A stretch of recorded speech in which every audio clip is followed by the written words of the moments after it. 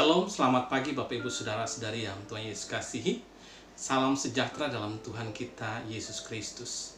Pagi hari ini kita akan sama-sama mendengarkan renungan firman Tuhan. Sebelumnya Bapak Ibu, saya ingin sampaikan bahwa 2 hari lagi pada hari Jumat nanti kita sama-sama akan merayakan Jumat Agung atau biasa disebut dengan kematian Tuhan Yesus, di mana Yesus mati untuk menebus segala dosa manusia. Bapak Ibu, peristiwa kematian Tuhan Yesus di atas kayu salib menjadi satu bukti nyata kasih Allah kepada dunia ini. Sehingga ketika kita ada hari ini, itu semua karena anugerah Tuhan. Dan ketika kita akan berjumpa dalam kerajaan sorga, itu semua karena kebaikan Tuhan. Sebelum kita melihat tentang peristiwa kematian Tuhan Yesus, dalam kitab Perjanjian Lama dikisahkan kepada kita. Ada 2 kisah yang saya ingin ceritakan tentang kisah kayu yang memberikan pemulihan bagi persoalan yang dihadapi.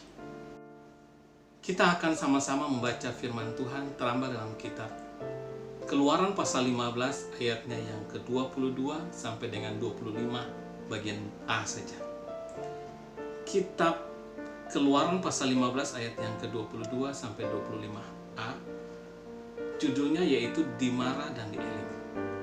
Musa menyuruh orang Israel berangkat dari Laut Teberau, lalu mereka pergi ke padang gurun Syur. 3 hari lamanya mereka berjalan di padang gurun itu dengan tidak mendapat air. Sampailah mereka di Marah, tetapi mereka tidak dapat minum air yang di Marah itu, karena pahit rasanya.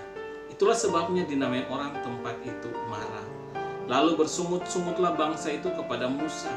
Kata mereka, apakah yang akan kami minum?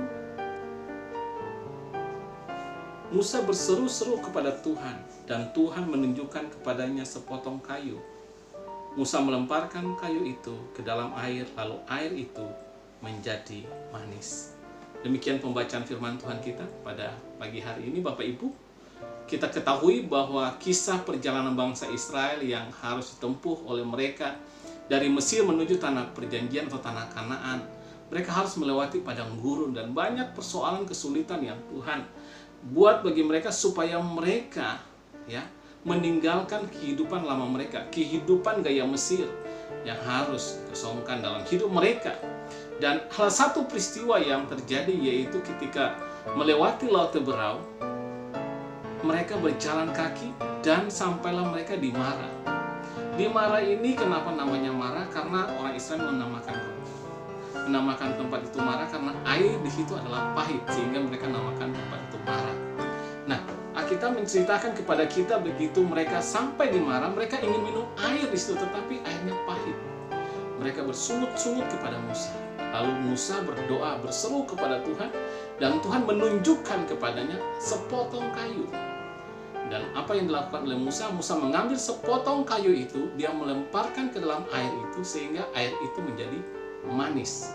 Yang tadinya pahit, sekarang menjadi manis, sehingga orang Israel waktu itu mereka bisa minum air yang tadi pahit. Saudara, secara alegoris kisah tentang ini dapat kita kaitkan dalam kehidupan kita. Ketika kehidupan kita, hati kita, air kehidupan kita itu pahit, maka kita butuh pertolongan daripada Tuhan. Berserulah kepada Tuhan. Jangan bersungut-sungut. Jangan mempersalahkan orang lain. Tetapi mari kita berseru kepada Tuhan. Sehingga Tuhan menunjukkan kepada kita jalan keluar untuk mengatasi kepahitan hidup kita. Belajarlah ketika Tuhan mengajarkan kepada kita untuk belajar untuk mengampuni. Kita mulai mengaplikasikan dalam kehidupan kita supaya kita belajar mengampuni orang lain yang mungkin membuat kita kecewa, membuat kita kepahitan. Kita belajar untuk mengampuni dia. Sebab Yesus terlebih dahulu telah mengajarkan kepada kita untuk mengampuni. Bapak Ibu yang dikasihi Tuhan, apa saja dalam hidup kita, kita belajar supaya kita menjadi baik. Lewat peristiwa ini ada sepotong kayu. Kayu yang digunakan itu adalah petunjuk yang Tuhan berikan kepada Musa, sehingga air yang pahit tadi menjadi manis. Saya percaya bahwa ketika Yesus mati di atas kayu salib, Dia membuat kita hidup yang pahit menjadi manis. Amin Bapak Ibu. Itu peristiwa yang pertama yang saya ingin ceritakan tentang sepotong kayu. Dan ada kaitannya dengan salib Kristus yang menjadi pendamaian antara kita dengan sesama, kita dengan Bapa di sorga. Lebih jauh saya akan menceritakan kepada kita peristiwa yang kedua tentang sepotong kayu yang memberikan pertolongan. Dalam kisah 2 Raja-Raja pasal yang ke-6 ayat 5 sampai dengan ayat yang ke-6. Kitab 2 Raja-Raja pasalnya yang ke-6 ayat yang ke-5 sampai dengan ayat ke-6. Firman Tuhan berkata, "Dan terjadi ketika seorang sedang menumbangkan sebatang pohon, jatuhlah mata kapaknya ke dalam air. Lalu berteriak-teriaklah ia, 'Wahai Tuanku, itu barang pinjaman.' Tetapi berkatalah abdi Allah itu, 'Kemana jatuhnya?' Lalu orang itu menunjukkan tempat itu kepadanya. Kemudian Elisa memotong sepotong kayu, lalu melemparkannya ke sana, maka timbullah mata kampak itu dibuatnya." Bapak Ibu, kisah ini cerita tentang Nabi Elisa bersama dengan rombongan para nabi. Mereka sementara mengambil kayu di hutan. Dan salah satu rombongan itu, ada yang menebang pohon dengan mata kampak. Dan ketika dia sementara menebang pohon dengan mata kampak, cerita Alkitab menceritakan kepada kita, mata kampak itu jatuh ke dalam air. Dan kita tahu bahwa berat mata kampak dengan air pasti lebih berat mata kampak itu. Sehingga mata kampak itu tenggelam, hilang. Orang itu dia mulai berseru kepada Nabi Elisa, "Tuanku, mata kampak itu jatuh dan hilang. Itu adalah barang pinjaman." Ya. "Wahai Tuanku, itu barang pinjaman." Ya, karena mata kampak itu apa? Jatuh ke dalam air dan hilang. Kita menceritakan bahwa Elisa memotong sepotong kayu. Dan dia melemparkan kayu itu ke tempat di mana ditunjukkan mata kampak itu jatuh. Dan mata kampak itu dia timbul, ya, dia timbul mengapung, sehingga ya, salah seorang nabi atau murid daripada Elisa itu dapat mengambil. Secara alegoris juga dapat kita kaitkan dalam kehidupan kita hari-hari, bahwa kadang-kala dalam hidup kita mengalami penurunan. Kadang-kala dalam hidup kita seperti mata kapak itu tenggelam. Tenggelam di dalam dosa. Tenggelam di dalam kehidupan yang tidak mengenakan, tidak baik.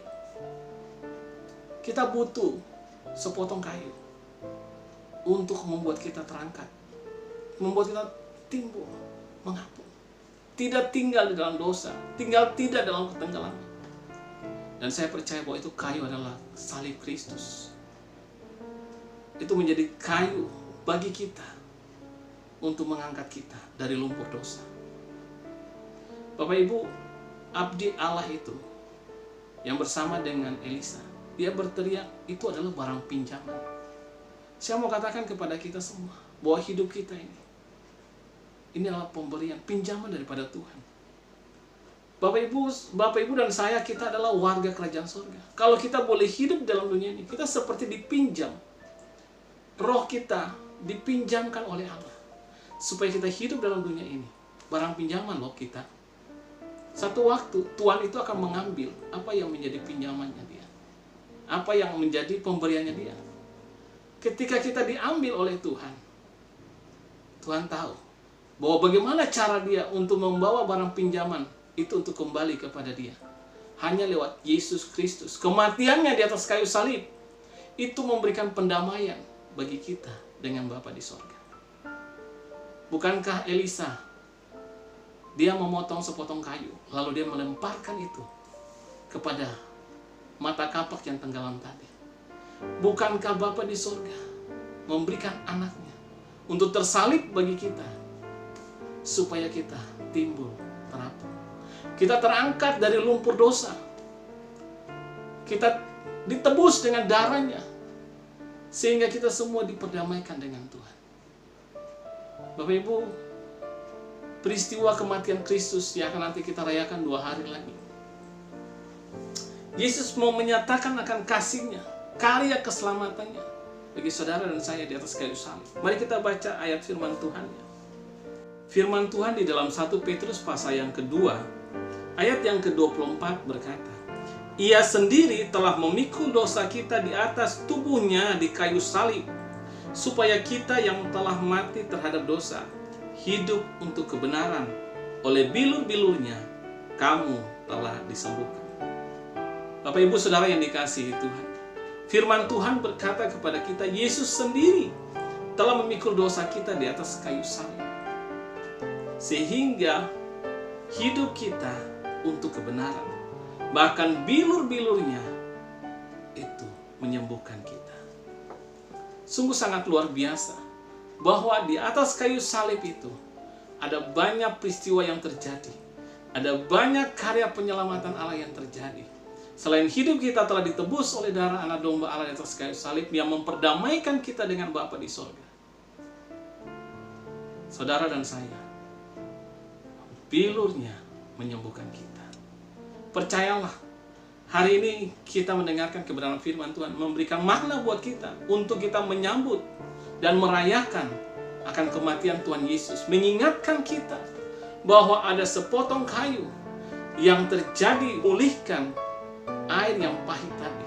Ada sepotong kayu yang membuat mata kampak itu bisa timbul mengapung. Dan ada kayu yang memberikan kepada kita keselamatan, yaitu salib. Kayu salib Kristus, di mana Yesus tersalib di situ, memperdamaikan kita dengan Bapa di surga. Saudara, ada 3 karya Allah yang luar biasa yang dicatat dalam kitab Roma pasal yang kelima, menceritakan kepada kita bagaimana karya penyalipan Allah di atas kayu salib. Untuk apa? Dan mari sama-sama kita membaca Roma pasal 5 ayat yang ke-6. Karena waktu kita masih lemah, Kristus telah mati untuk kita, orang-orang durhaka, pada waktu yang telah ditentukan Allah. Hal yang pertama, kita belajar bahwa di atas kayu salib itu, Kristus telah mati untuk kita, waktu kita masih lemah. Supaya apa? Supaya kita dikuatkan.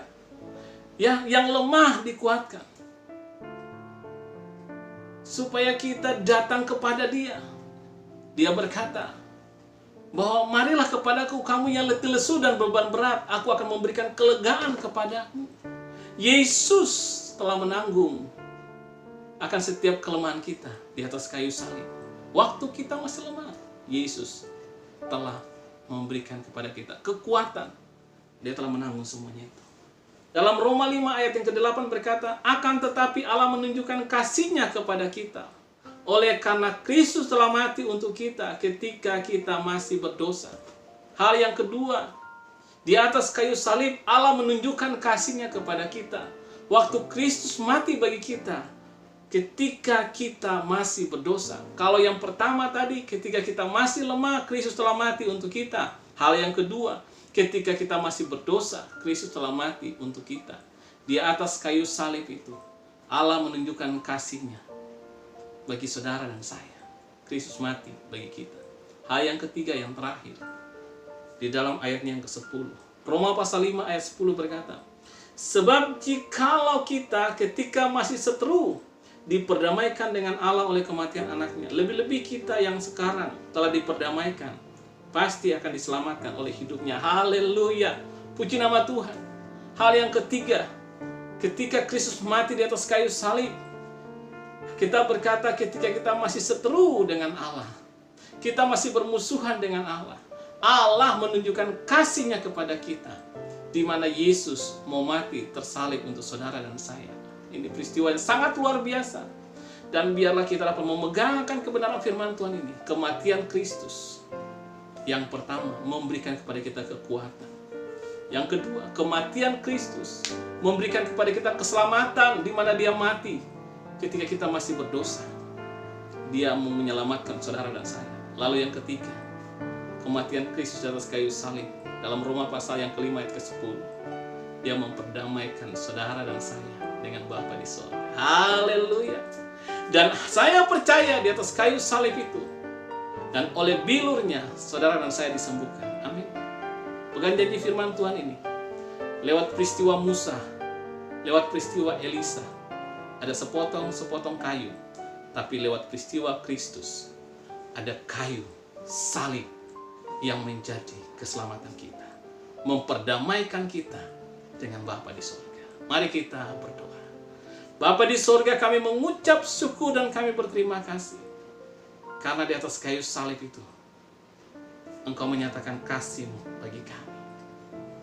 Terima kasih oleh bilur-Mu Tuhan Yesus, Engkau sembuhkan kami. Terima kasih Tuhan Yesus karena Engkau memati bagi kelemahan kami, supaya kami menjadi kuat. Kami yang letih lesu dan beban berat, hari ini kami datang kepadamu Tuhan. Engkau beri jawaban dan menjadikan jalan keluar bagi kami. Terima kasih Tuhan.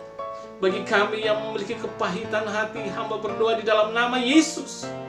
Kematian Kristus memberikan rasa manis dalam kehidupan kami, sehingga kami tidak punya kepahitan lagi. Kami berdoa Tuhan Yesus, di dalam kejatuhan kami seperti mata kapak yang tenggelam. Tuhan, Engkau mengangkat kami. Lewat sepotong kayu, Engkau mengangkat kami Tuhan. Dari lumpur dosa, di mana kematian karena dosa, Kristus mati bagi kami. Terima kasih Tuhan Yesus. Bahkan Engkau Tuhan memperdamaikan kami dengan pribadi-Mu sendiri. Engkau mau turun untuk menyelamatkan kami. Hamba berdoa Tuhan Yesus, Engkau lebih lagi melakukan hal-hal yang luar biasa, di mana mujizat Tuhan terjadi, kesembuhan terjadi oleh bilur-Mu, kami disembuhkan. Dan hamba berdoa di dalam nama Yesus, segala sakit penyakit yang Bapak Ibu alami, yang saudara alami, apapun namanya, dalam nama Yesus disembuhkan oleh bilur Yesus. Terima kasih. Kami terima mujizat-Mu, kami terima kesembuhan-Mu. Terima kasih Tuhan Yesus. Kami bersyukur dan kami berterima kasih. Berkati akan gereja Betel Maranatha, berkati akan hamba-hamba-Mu, para pelayan-pelayan-Mu yang mengambil bagian dalam pelayanan pekerjaan Tuhan. Engkau berkati setiap jemaat Tuhan yang menyaksikan, yang mendengarkan dan menonton akan siaran renungan pagi hari ini. Tuhan berkati. Dan Tuhan berkati kami semua, apa saja yang kami kerjakan boleh menjadi berhasil. Di dalam nama Tuhan Yesus, kami berdoa kepada Bapa di surga. Haleluya. Amin. Bapak Ibu, Tuhan Yesus memberkati kita semua. Saya percaya bahwa kematian Kristus memberikan karya yang terbesar dan terindah dalam hidup kita semua. Amin. Tuhan Yesus memberkati kita semua. Sampai ketemu dalam renungan besok hari. Haleluya.